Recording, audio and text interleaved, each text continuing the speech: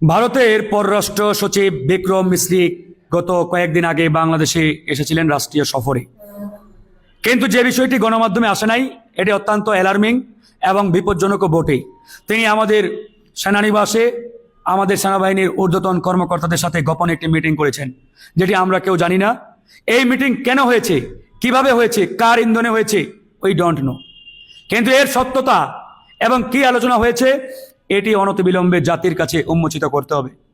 কারণ পররাষ্ট্র সচিব তিনি আসবেন বাংলাদেশের সরকারের সাথে মিটিং করতে। তিনি আমার দেশের আর্মির সাথে কিসের মিটিং তার? আমার দেশের ক্যান্টনমেন্টে গিয়ে তার গোপন মিটিং কিসের? কি আলোচনা হয়েছে? কি বার্তা তিনি ভারত থেকে নিয়ে এসেছেন?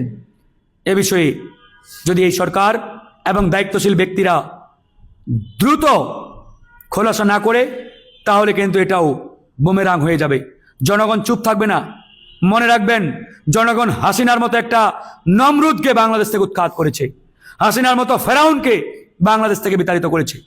সুতরাং ষড়যন্ত্র করে কেউ পার পাবেন না, টিকেও থাকতে পারবেন, একবারে নিশ্চিত থাকেন। তাই আমরা বলতে চাই, বিক্রম মিশ্রি আসছে, ইউনূস সাহেবের সাথে মিটিং করেছে, পররাষ্ট্র উপদেষ্টার সাথে মিটিং করেছে, নো প্রবলেম। কিন্তু ক্যান্টনমেন্টে তার কিসের গোপন বৈঠক? ক্যান্টনমেন্টে তিনি কেন গিয়েছেন? এটি আজকে দৈনিক ইনকিলাব পত্রিকায় আসছে এই নিউজটি। ইনকিলাবে না আসলে আমরা হয়তোবা কেউই জানতাম না। এই যে আমি যদি একটু আপনাদের দেখাই, ইনকিলাব পত্রিকার ওই নিউজটা একটু দেখান তো।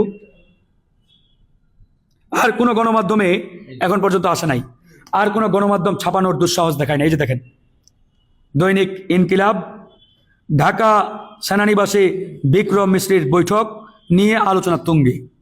চিন্তা করে দেখেন, এই হচ্ছে অবস্থা।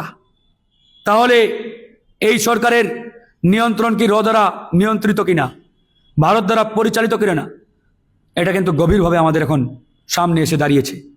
তাই আমরা বলতে চাই, 2000 ছাত্র জনতার রক্তের উপরে দাঁড়িয়ে এই সিংহাসনে আপনি বসে আছেন। আর এই সরকারি উপদেষ্টা যারা মাঞ্জা মারিয়ে ওই BMW চেয়ারে বসে এসির বাতাস খেয়ে ঘুরে বেড়াচ্ছেন আরামে, এই এসির বাতাস কিন্তু আপনাদের পিছন দিক দিয়ে বের হয়ে যাবে। জনগণ ছাড় দেবে না, এটা মাথায় রাখবেন। সবকিছু সহ্য করবে, কিন্তু ভারতের গোলামি আর ইন্ডিয়ার দাসত্ব এই দেশের জনগণ মানবে না। একবারেই পরিষ্কার আমাদের বক্তব্য। ধন্যবাদ।